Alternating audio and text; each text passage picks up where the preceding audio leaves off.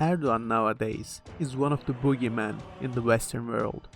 He is seen as an authoritarian dictator and a disloyal ally, a potential enemy to the West even.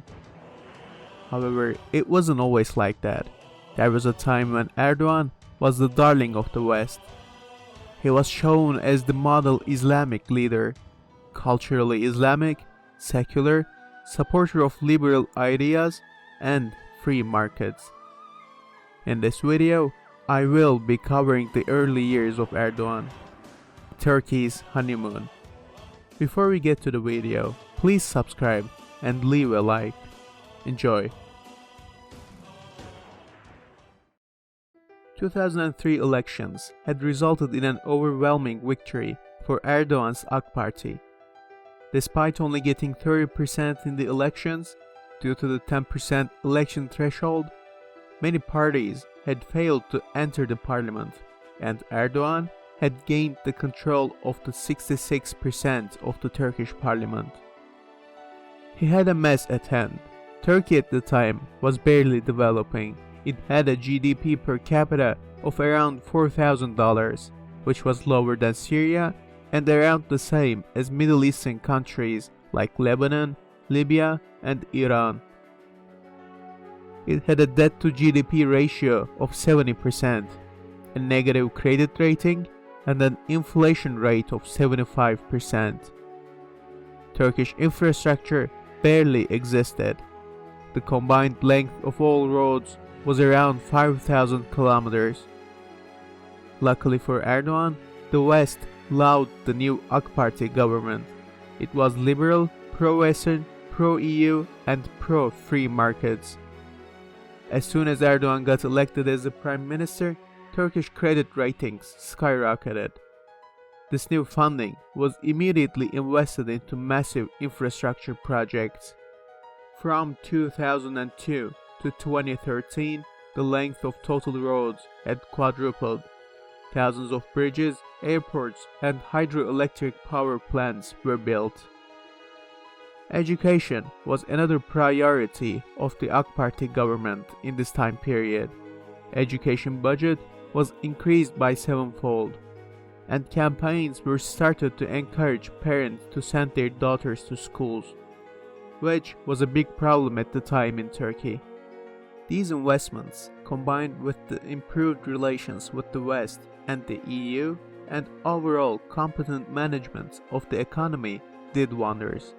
Turkish GDP increased from $240 billion in 2002 to $960 billion in 2013, and became one of the fastest growing economies. Within just a few years, inflation fell from 70% to 9%. GDP per capita increased from $3,500 to $12,000. The value of Turkish lira was stabilized. The banknotes in millions of liras were discarded in 2005, and the Turkish currency was rebooted, this time without 6 zeros. This was nothing short of an economic miracle. Not all was all roses and flowers for Erdogan, however. 2003 was the year that saw a major geopolitical event, the American invasion of Iraq. Despite the catastrophe in 1991, Saddam Hussein still maintained his iron grip over Iraq, and the United States was running out of patience. Saddam had to go. One of the key American allies in the region was Turkey. Turkey bordered Iraqi Kurdistan and had the largest standing army in the area. Bush administration wanted to utilize this geographic advantage and started pushing Turkey to not only support the invasion by allowing the American military to use its bases and logistical capabilities, but also to join the invasion directly. And Erdogan saw this as an opportunity to boost the relations with the United States and to increase the Turkish sphere of influence in the Middle East. Even back then, Erdogan envisioned Turkey as an active regional power. Thus, AK Party proposed the March 1st bill to the Turkish parliament. If accepted, this bill would allow the United States to station 60,000 troops and 250 jets in Turkish territory and authorize a land operation by the Turkish armed forces into Iraq. If accepted, for the first time since its founding, Turkey would find itself at war. Erdogan wanted it to pass, and his AK Party controlled 66% of the parliament. More than enough to pass a bill, right? Well, no. This bill saw heavy opposition within AK Party as well. Founding members such as Bülent Arınç and Beşir Atalay opposed this bill and voted against it. At the end, the bill failed to receive enough votes and did not pass. Erdogan had failed to control his party. The American government was disappointed and showed their disappointment by arresting 12 Turkish officers, including a major in northern Iraq.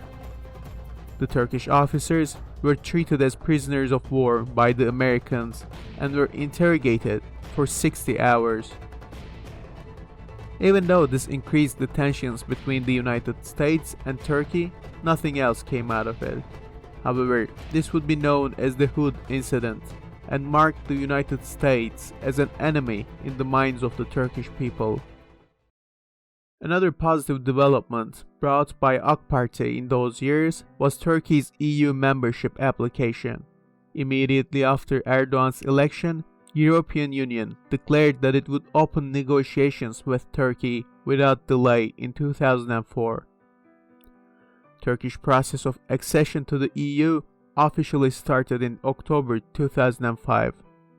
Until early 2010s, Turkish government passed reform after reform to fulfill the EU criteria. Turkey's EU membership looked just around the corner. In hindsight, this was just a dream.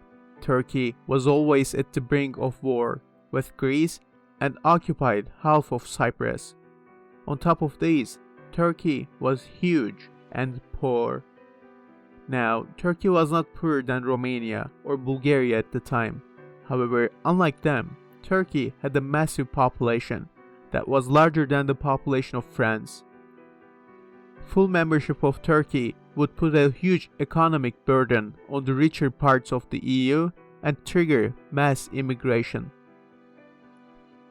On top of that, Turkey was fighting a deadly war with the Kurdish militant group PKK and bordered unstable countries like Iraq, Syria, and Iran.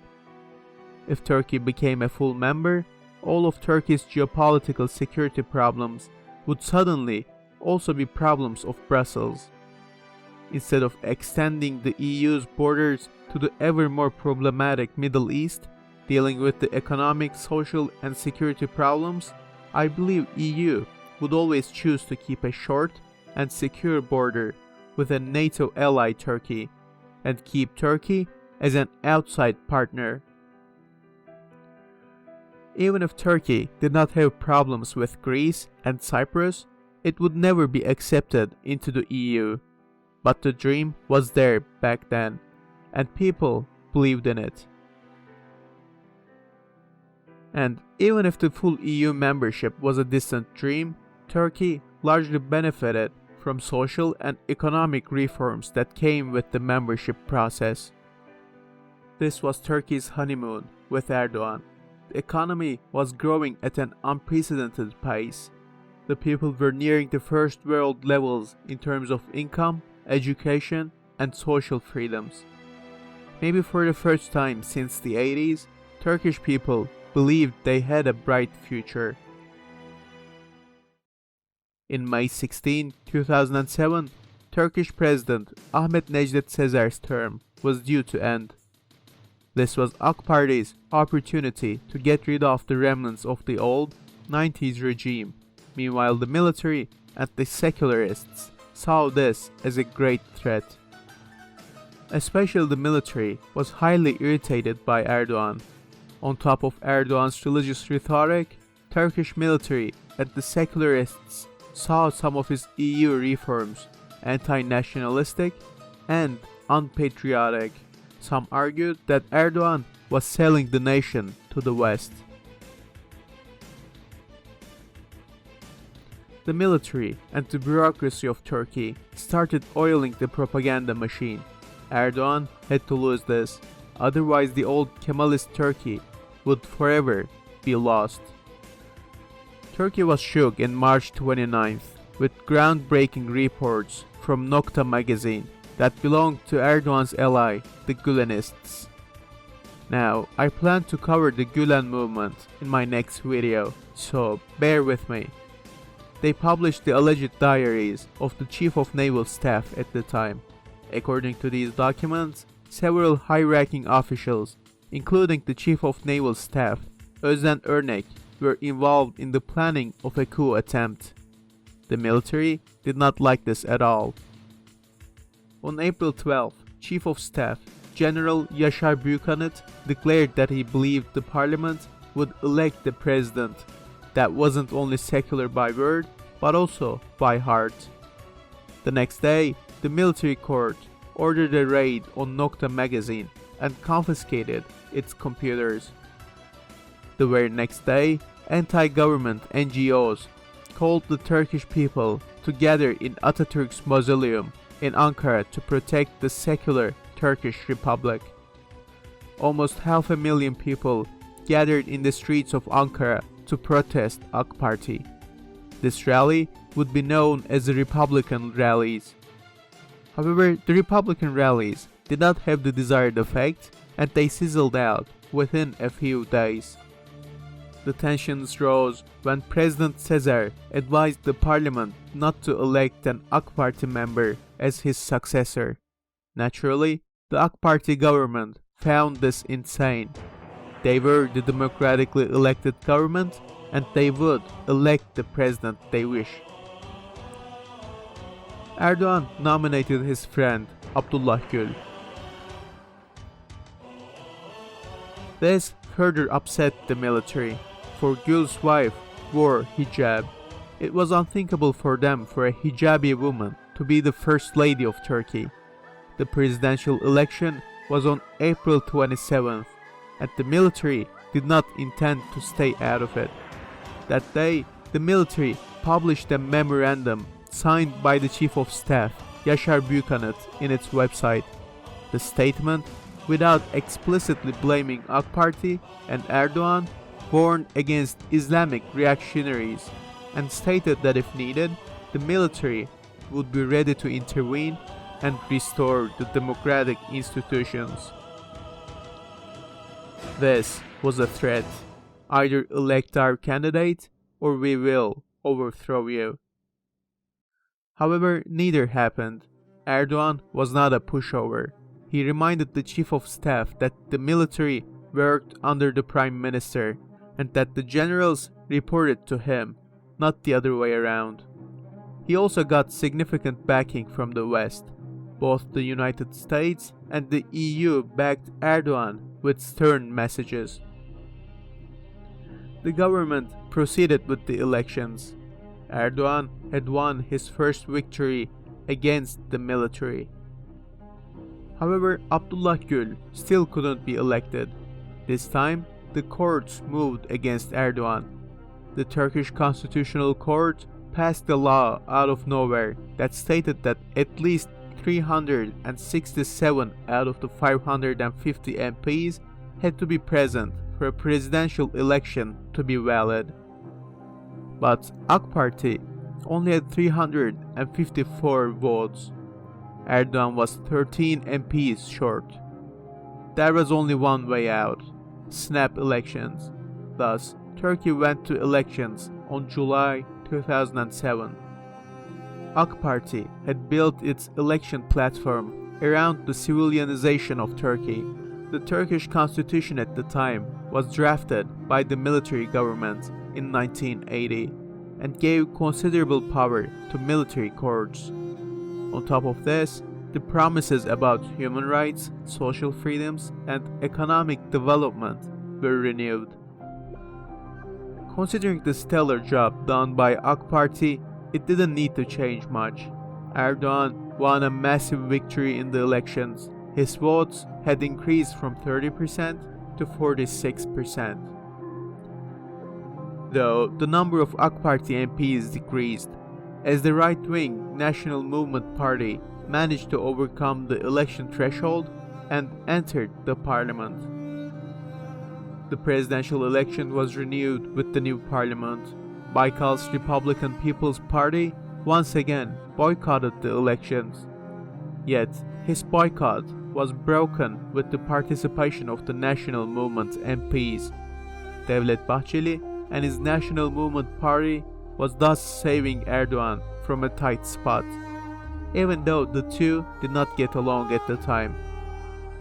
Abdullah Gül was elected as the president, and the new First Lady of Turkey was a hijabi woman for the first time in Turkish history. The first thing the new AK Party government did was to go to a referendum over constitutional change, as they promised before the elections.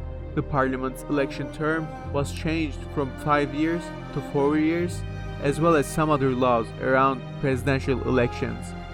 From now on, the president would not be elected by the parliament, but directly by the public support with popular vote. The referendum had passed with an overwhelming support. Erdogan had grown even more powerful after 2007 elections, survived intervention attempts by the military and bureaucracy. From now on, his fight with the secular military and bureaucracy would start with the help of his new allies, the Gülen movement. I plan to cover the Gülen movement in detail in my next video. If you liked this one, please leave a like and subscribe, and I will see you in the next one.